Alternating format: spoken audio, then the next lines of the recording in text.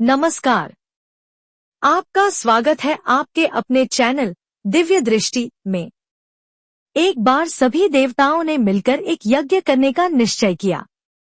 यज्ञ की पूरी तैयारी हो गई थी। तभी वेद ने एक प्रश्न किया, जिससे एक बड़ी समस्या उत्पन्न हो गई। ऋषि मुनियों द्वारा किए गए यज्ञ की हविष्य देवगण ग्रहण करते थे, लेकिन जब देवताओं द्वारा यज्ञ किया जा रहा हो तो पहली आहुति किस देवता को दी जाए? इस प्रश्न का उत्तर खोजना आवश्यक हो गया, ताकि सर्वश्रेष्ठ देवता का निर्धारण किया जा सके। वही देवता अन्य सभी देवों को यज्ञ का भाग प्रदान करें। ब्रह्मा, विष्णु और महेश को परमात्मा माना जाता है, लेकिन इन तीनों में श्रेष्ठ कौन है, यह निर्णय कैसे हो? इसका उत्तर ढूंढने का कार्य महर्षि भृगु ने अपने ऊपर लिया। उन्होंने देवताओं की परीक्षा लेने का निश्चय किया। ऋषियों से विदा लेकर सबसे पहले वे अपने पिता ब्रह्मदेव के पास पहुंचे। परीक्षा लेने के उद्देश्य से भृगु ने ब्रह्मा जी को प्रणाम नहीं किया। ब्रह्मा जी इस अशिष्टता से क्रोधित हो गए और भृगु को शिष्टाचार सिखाने का प्रयास करने लगे। लेकिन भृगु को इस बात का गर्व था कि वे परीक्षा लेने आए हैं। पिता पुत्र के रिश्ते को एक ओर रखकर उन्होंने ब्रह्मा जी का अपमान कर दिया। ब्रह्मा जी का क्रोध बढ़ गया और वे अपने कमंडल से भृगु को दंड देने के लिए दौड़े। भृगु किसी तरह अपनी जान बचाकर वहां से भाग गए। इसके बाद भृगु शिवजी के लोक कैलाश पहुंचे। वहां भी उन्होंने धृष्टता की। बिना सूचना दिए या शिव गणों से आज्ञा लिए वे सीधे उस स्थान पर पहुंच गए जहां शिवजी माता पार्वती के साथ विश्राम कर रहे थे। भृगु ने अशिष्टता भरा आचरण किया। शिवजी पहले शांत रहे, लेकिन जब भृगु ने उनकी सीमा लांघी तो शिवजी को क्रोध आ गया। उन्होंने अपना त्रिशूल उठाया, लेकिन भृगु वहां से भी भाग खड़े हुए। अंत में भृगु भगवान विष्णु के पास क्षीर सागर पहुंचे। वहां श्रीहरि शेषनाग पर लेटे हुए निद्रा में थे और देवी लक्ष्मी उनके चरण दबा रही थी। भृगु, जो पहले ही 2 स्थानों से अपमानित होकर लौट चुके थे, क्रोधित और दुखी थे। विष्णु जी को सोते हुए देखकर उनके मन में एक विचार आया और उन्होंने भगवान विष्णु की छाती पर पैर से प्रहार कर दिया। विष्णु जी जाग उठे और भृगु से बोले, हे ब्राह्मण देवता, मेरी छाती वज्र के समान कठोर है और आपका शरीर तपस्या के कारण दुर्बल। कहीं आपके पैर में चोट तो नहीं लगी? आपने मुझे सावधान करके बड़ी कृपा की है। आपके चरण चिन्ह मेरे वक्ष पर सदा अंकित रहेंगे। भृगु यह सुनकर स्तब्ध रह गए। उन्होंने तो भगवान की परीक्षा लेने के लिए यह अपमानजनक कार्य किया था, लेकिन विष्णु जी ने दंड देने के बजाय मुस्कुराते हुए क्षमा मांगी। भृगु ने यह समझ लिया कि श्रीहरि जैसी विनम्रता किसी में नहीं। उन्होंने यह निश्चय किया कि विष्णु ही सबसे श्रेष्ठ देवता है। भृगु ने यह घटना सभी ऋषियों को सुनाई। सभी ने एकमत होकर यह निर्णय लिया कि भगवान विष्णु को ही यज्ञ का प्रधान देवता माना जाएगा और उन्हें ही मुख्य भाग दिया जाएगा। लेकिन जब देवी लक्ष्मी ने अपने पति भगवान विष्णु की छाती पर भृगु का पैर पड़ते देखा तो उन्हें बहुत क्रोध आया। उन्हें इस बात का क्षोभ था कि श्रीहरि ने उद्दंड को दंड देने के बजाय उसके चरण पकड़ लिए और उल्टा क्षमा मांगने लगे। क्रोध से भरी हुई महालक्ष्मी को ऐसा लगा जैसे वह जिस पति को संसार का सबसे शक्तिशाली समझती थी, वह तो वास्तव में निर्बल है। उनके मन में प्रश्न उठने लगे कि जो श्रीहरि धर्म की रक्षा के लिए अधर्मियों और दुष्टों का नाश करते हैं, वे ऐसे कैसे अधर्मी पर दंड का प्रतिकार नहीं कर पाए। महालक्ष्मी ग्लानि से भर गईं और उनका मन श्रीहरि से विमुख हो गया। उन्होंने निश्चय किया कि वे श्रीहरि और बैकुंठ लोक दोनों का त्याग कर देंगी। महालक्ष्मी का स्वाभिमान उनके स्वामी से जुड़ा हुआ था। यह विचार उनके मन को कचोटने लगा कि उनके स्वामी पर किसी ने प्रहार किया और स्वामी ने प्रतिकार तक नहीं किया। इस बात ने उनके मन को विचलित कर दिया। वह समझने लगी कि अब यह स्थान उनके लिए उपयुक्त नहीं है। लेकिन वह जानती थी कि श्रीहरि से दूर रहना इतना सरल नहीं होगा, इसलिए उचित समय की प्रतीक्षा करने लगी।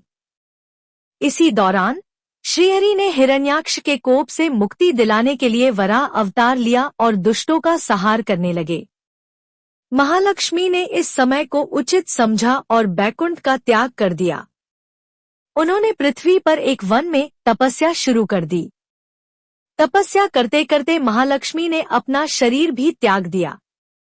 जब विष्णु जी वराह अवतार में अपना कार्य समाप्त करके बैकुंठ लौटे तो महालक्ष्मी वहां नहीं थी।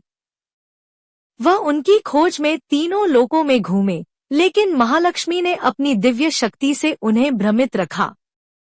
अंततः श्रीहरि को दिव्य दृष्टि से यह ज्ञात हुआ कि महालक्ष्मी ने चोल राज के घर में जन्म लिया है। श्रीहरि ने यह समझा कि उनकी पत्नी ने उन्हें त्याग उनके सामर्थ्य को लेकर भ्रम में किया है।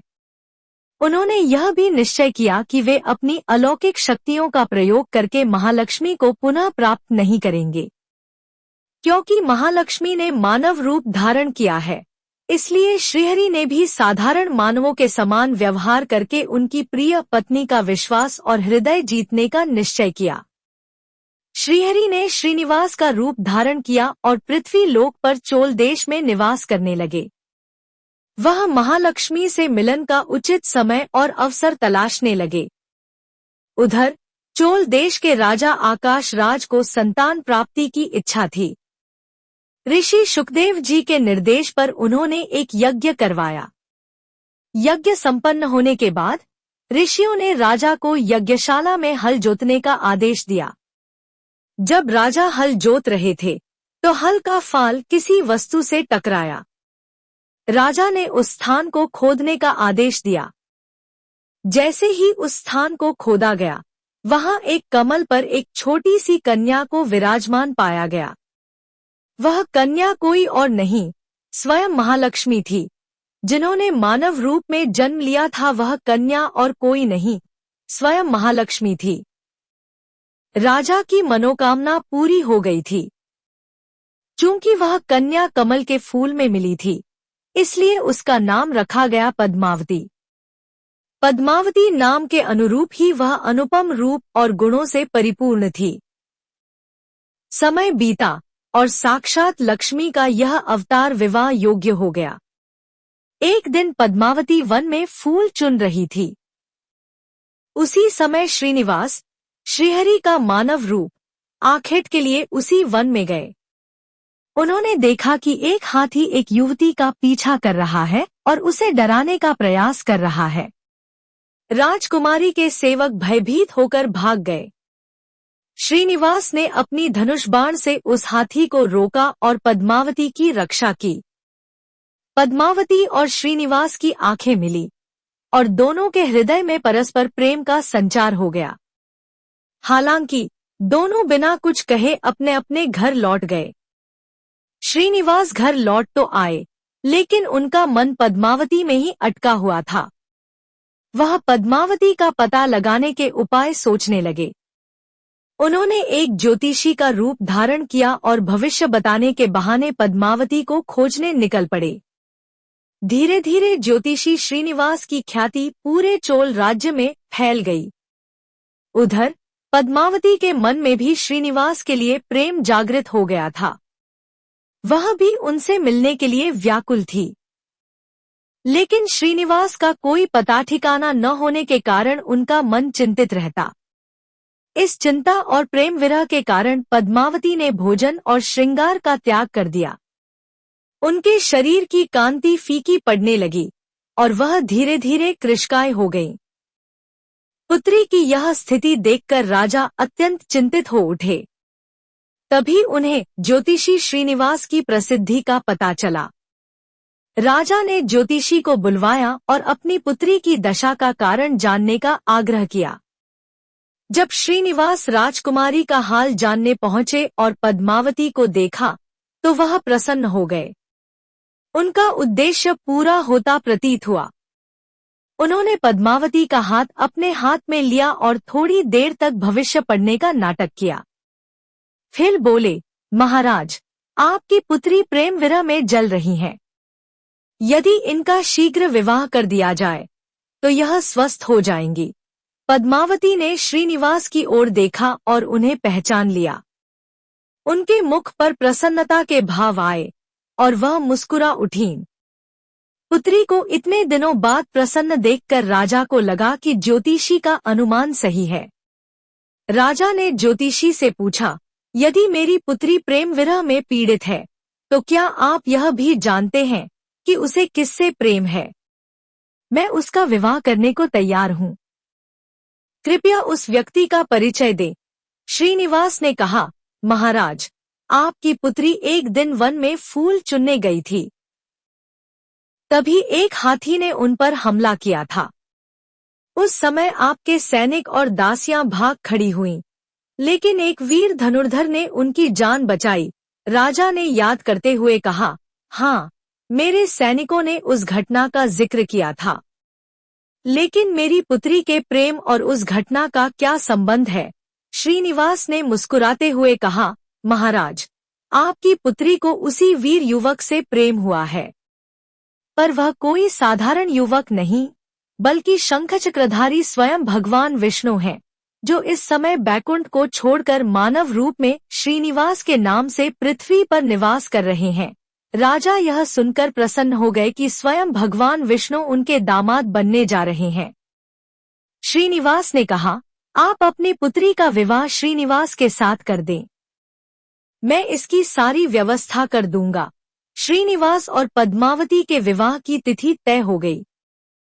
श्रीनिवास ने ऋषि शुकदेव के माध्यम से समस्त देवी देवताओं को अपने विवाह का निमंत्रण भिजवा दिया। श्री शुकदेव की सूचना से सभी देवी देवता अत्यंत प्रसन्न हुए और भगवान श्रीनिवास से मिलने तथा उन्हें बधाई देने पृथ्वी पर आए। परंतु इस खुशी के अवसर पर भी श्रीनिवास जी के मन में एक चिंता थी। देवताओं ने पूछा, भगवान, संसार की चिंता हरने वाले आप इस उत्सव के अवसर पर इतने चिंतित क्यों हैं? श्रीनिवास जी ने उत्तर दिया, चिंता की बात है धन का अभाव। महालक्ष्मी ने मुझे त्याग दिया, जिसके कारण मैं धनहीन हो चुका हूँ। महालक्ष्मी ने मानव रूप में जन्म लिया है और अपनी पूर्व स्मृतियों को छुपा लिया है। अब वह स्वयं को केवल राजकुमारी पद्मावती ही मानती है। मैंने यह निश्चय किया है कि जब तक उनका प्रेम फिर से प्राप्त नहीं कर लेता, तब तक उन्हें अपनी माया का आभास नहीं कराऊंगा। इसी कारण मैं एक साधारण मनुष्य के समान जीवन जी रहा हूँ। उन्होंने आगे कहा, राजा की पुत्री से विवाह करने और परिवार बसाने के लिए धन, वैभव और ऐश्वर्य की आवश्यकता है। यह सब कहाँ से लाऊं? यहाँ तक कि स्वयं नारायण को भी धन की कमी का अनुभव हो रहा है। यह सुनकर देवता भी हैरान रह गए। उन्होंने कहा, भगवान, आपकी चिंता का समाधान कुबेर करेंगे। वह आपकी आवश्यकता के अनुसार धन प्रदान करेंगे। देवताओं ने कुबेर का आह्वान किया और कुबेर तत्काल प्रकट हुए। उन्होंने कहा, भगवान, यह मेरे लिए सौभाग्य की बात है कि मैं आपकी सहायता कर सकूं। आपके लिए धन का प्रबंध करना मेरा सौभाग्य है। मेरा खजाना तो आपकी ही कृपा से सुरक्षित है। श्रीनिवास जी ने कुबेर से कहा, यक्षराज कुबेर, भगवान शिव ने आपको जगत और देवताओं के धन का रक्षक बनाया है। मैं आपकी संपत्ति से अपनी आवश्यकता के अनुसार धन अवश्य लूंगा, परंतु मेरी एक शर्त है। यह सुनकर सभी देवता आश्चर्यचकित हो गए।